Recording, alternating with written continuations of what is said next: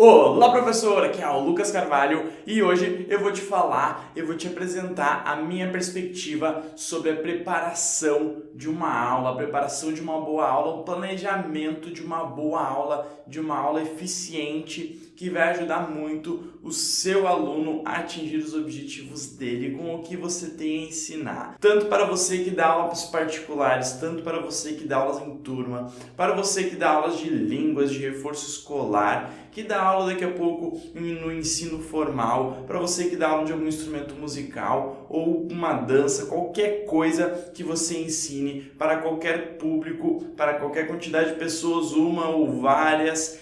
Esse vídeo é para você. Você vai aprender a planejar, a preparar uma boa aula. Nesse vídeo eu vou te ensinar os 7 princípios básicos do planejamento da sua aula. Vou te ensinar também, vou te dar um checklist dos elementos necessários no planejamento da sua aula e também ao final eu vou te dar uma série de recursos que você pode utilizar na sua aula para tornar ela de extrema qualidade, para te ajudar muito na hora de ensinar o seu aluno. Então vamos para o vídeo. Mas antes eu queria me apresentar, eu sou o Lucas Carvalho aqui do Projeto Professor de Sucesso. Esse canal do YouTube que você está vendo é do Projeto Professor de Sucesso, um projeto que se dedica a conversar com você, meu colega professor, e também você, gestor de escolas, etc., sobre temas relacionados à educação e principalmente sobre captação de alunos. Como conseguir mais alunos utilizando a internet. Se você quer conhecer um pouco mais sobre o meu trabalho, primeiramente se inscreva nesse canal, curta esse vídeo e deixe um comentário com alguma dúvida sua e depois vá conhecer o meu curso que eu tenho lançado, que é o Fórmula da Captação de Alunos. Talvez te interesse, talvez, e com certeza vai ser muito útil para você. Eu vou deixar o link aqui na descrição desse vídeo. Bom, os 7 princípios que eu separei para que o planejamento da sua aula seja um bom planejamento, uma boa preparação de aula, são clareza, ou seja, ser muito claro no processo de ensino e ter claro na sua cabeça o que você quer naquela aula. Ter claro também, tornar claro na cabeça do aluno o que você quer com aquela aula e o que ele vai aprender. E é claro, clareza na exposição de todos os conceitos, no trabalho de todo o conteúdo, de todas as técnicas, habilidades, etc. que você quer transmitir, que você quer que o aluno adquira naquela aula. Lógica. A sua aula precisa ser lógica, tem que ter uma lógica, tanto se você for olhar no macro, ou seja, no aprendizado daquilo que você tem a ensinar, e tem que ter lógica também, coerência entre os conceitos todos apresentados na aula, entre os exercícios aplicados, entre todos os recursos didáticos que você for utilizar. Organização, é óbvio, é um pressuposto de um planejamento, esse planejamento ser organizado e a sua aula também ser organizada, não ser aquela coisa bagunçada que com certeza vai tirar a lógica da aula e vai tirar a clareza da aula, que foram os 2 tópicos que eu tratei anteriormente. Unidade. A sua aula ela tem que ser única, do início ao fim. A pessoa tem que olhar para a sua aula e tem que ver uma unidade inteira. Por mais que você trabalhe diferentes conceitos, diferentes técnicas, habilidades, por mais que você separe a sua aula em partes, ela tem que ter uma unidade, um sentido de existir, um começo, um meio, um fim, uma introdução, um desenvolvimento e uma conclusão. Continuidade faz todo sentido para os tópicos trabalhados anteriormente, organização, clareza, própria noção de unidade. O que seria continuidade? Tudo que você for trabalhar tente ao máximo ser contínuo. O que é uma aula contínua? É aquela aula que o aluno começa a ter com você e ele não percebe que o tempo vai passando. Um conceito vai conectando com o outro, as coisas vão fazendo todo sentido lógico, vai ter toda uma unidade que a aula vai passar, o seu aluno nem vai perceber e ele já vai ter tido contato com todos os conceitos que você quis aplicar, todas as técnicas e habilidades que você quis transmitir com aquela aula. Flexibilidade, tá aí um termo que não se comunica muito com os anteriores, mas é importantíssimo. É importantíssimo que você não faça uma aula rígida, uma aula estagnada, uma aula muito concreta, sem nada de flexibilidade. Por quê? Porque tudo pode acontecer. Você não sabe as dúvidas que o seu aluno vai ter, você não sabe o que vai acontecer na aula, o que os seus alunos vão ter, as noções que poderão surgir, ou algum conhecimento prévio que você achava que ele tinha e que daqui a pouco você precisa revisar. Ou seja, o planejamento de uma aula não pode ser rígida ao ponto que não considere os fatores ali ao longo do desenvolvimento da aula. Então tem uma aula flexível, uma aula que possa variar, que tenha uma certa margem de erro ali, de variação, sem que você prejudique a qualidade dela.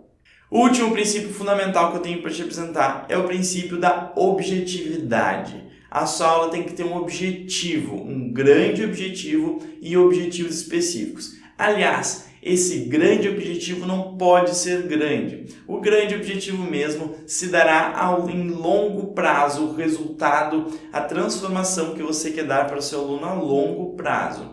Agora, a sua aula deve ter pequenos objetivos em cada aula e objetivos específicos em cada momento da aula. Um objetivo para cada exercício que você for propor, para cada recurso didático que você utilizar. Cada um desses deve ter um objetivo específico, mas a aula inteira como um todo deve ter um objetivo único, que vai dar a unidade da aula. Então vamos para o checklist do planejamento. O que seu planejamento precisa ter para ele ser um bom planejamento, para ser uma boa preparação de uma aula? Os objetivos específicos e o objetivo da aula, como já tratei ali nos princípios fundamentais. O conjunto de recursos didáticos que você vai utilizar, o que vai definir o método pelo qual você vai buscar atingir o objetivo com aquele aluno. Uma delimitação de distribuição dos recursos didáticos no tempo, ou seja, não é para colocar, nos primeiros 10 minutos vai ser isso, nos próximos 12 vai ser isso, nos 8 minutos sequentes vai ser isso. Não, é para dividir a aula mais ou menos em momentos, em partes, e falar essa parte da aula que vai ser a primeira parte, que pode durar aí cerca de 20 minutos, meia hora ou até 40 minutos, vai ser tratado isso. E nos 20 minutos finais vai ser tratado isso. Ou nos primeiros mais ou menos 10 minutos, que vai ser o primeiro momento da aula, vai ser tratado isso, depois o momento do meio vai ser tratado isso, e no momento final vai ser tratado isso com os seguintes recursos didáticos. Isso significa distribuir no tempo os seus recursos, os conceitos, os elementos que você vai trabalhar.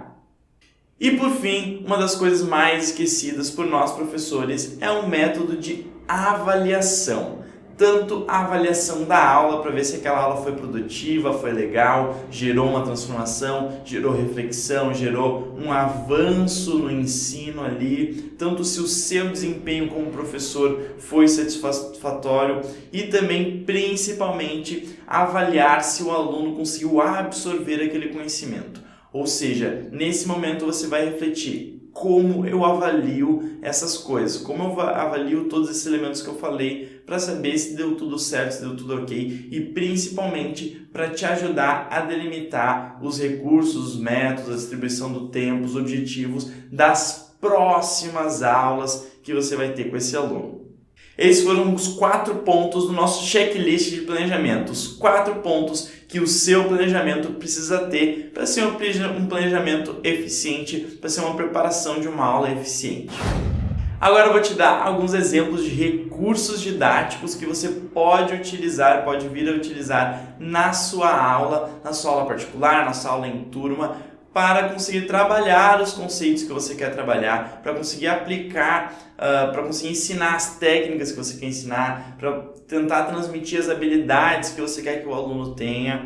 Primeiro recurso é o recurso de exposição dos conceitos. Certamente esse é o recurso mais utilizado, que é simplesmente você expor o que você quer ensinar. Falar sobre o conteúdo, falar sobre o conceito, sobre aquilo que você quer ensinar efetivamente.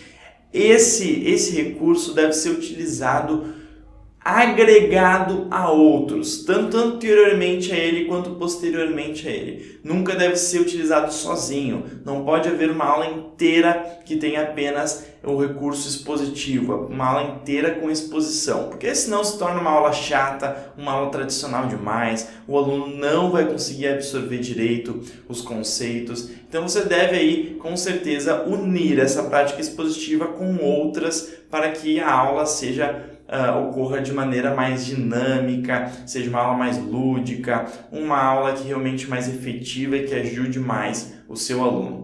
Depois temos um recurso muito utilizado também, que é o interrogatório. O que é o interrogatório? É você fazer perguntas para o seu aluno sobre os conceitos trabalhados. Deve-se tomar cuidado ao aplicar isso em uma aula em turma, porque tem questões de exposição do aluno, dele não se sentir confortável em responder para todos, ou então você pode fazer a pergunta para toda a turma e apenas alguns da turma vão responder, aqueles que se sentirem mais confortável, mas realmente esse recurso é bom mesmo para aulas particulares. Funciona muito bem. É uma forma tanto de você avaliar o conhecimento do aluno, tanto de você revisar o conhecimento das aulas anteriores, perguntando se os conceitos trabalhados nas aulas anteriores, para ver se ele já está pronto para os objetivos que você planejou para aquela aula. Então, uma forma de avaliação também. Ou pode ser utilizado depois da parte expositiva, para avaliar se ele aprendeu ali o que ele aprendeu na parte expositiva. Pode ser utilizado também para instigar um conhecimento que você vai trabalhar na aula, ou seja, sem ele saber, sem ele nunca ter tido contato com aquele conhecimento. Você pode fazer perguntas para instigar a reflexão, para abrir ali as possibilidades dentro da cabeça do aluno, para que ele já esteja mais flexível ou mais curioso para saber o conteúdo que você vai expor logo nas próximas partes. Então pode ser utilizado de diversas formas e é um recurso que eu particularmente gosto muito de utilizar nas minhas aulas particulares, principalmente.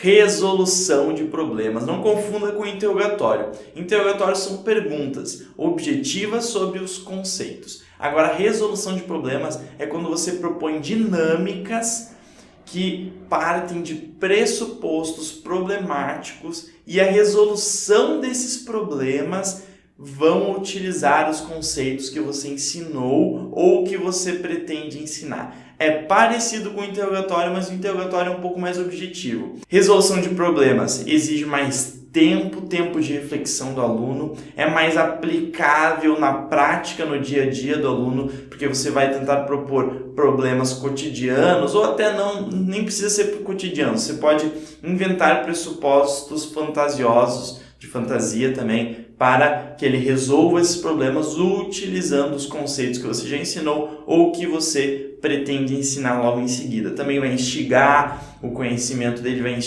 vai tornar aquela aula mais interessante, o aluno vai sentir mais curiosidade, vai ver mais propósito, mais lógica em aprender aquilo que você tem a ensinar.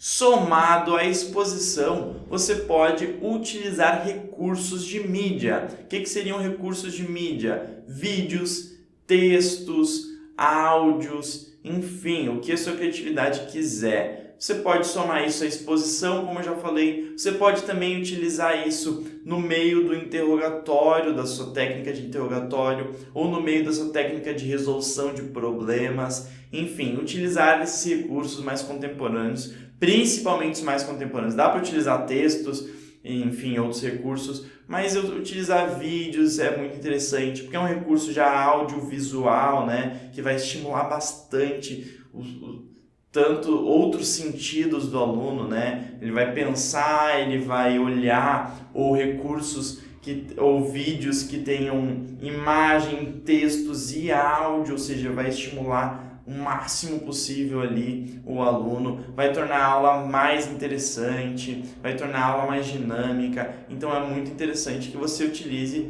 recursos de mídia, ou seja, saia ali daquele tradicional de você falando e ele ouvindo, mostre outros professores falando, mostre outros vídeos, outras questões, utilize vídeos para agregar aí como recurso didático da sua aula.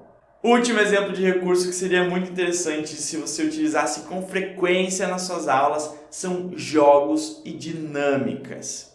Então, tudo aquilo que provoque a ação através de um jogo, de algo divertido, de algo lúdico para o seu aluno. Aí você pode dizer, mas Lucas, eu não trabalho com crianças, eu trabalho com adultos. Utilize jogos também. Claro, tome cuidado para que não sejam jogos infantis. A palavra jogos, o conceito jogos é algo muito amplo, não precisa ser necessariamente algo infantil, algo muito simples. Então pense em utilizar, fazer dinâmicas,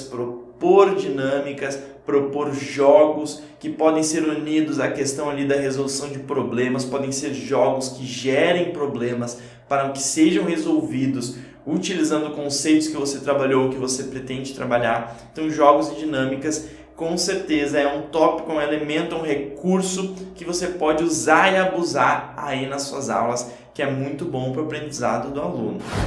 Bom, meu colega professor, eu tenho certeza que agora você tem a faca e o queijo na mão para planejar essa aula, para preparar uma ótima aula para o seu aluno. Espero ter ajudado. Não se esqueça de se inscrever no canal, curtir esse vídeo e deixar um comentário. É muito útil para mim. Nos vemos no próximo vídeo. Meu colega professor, beijo.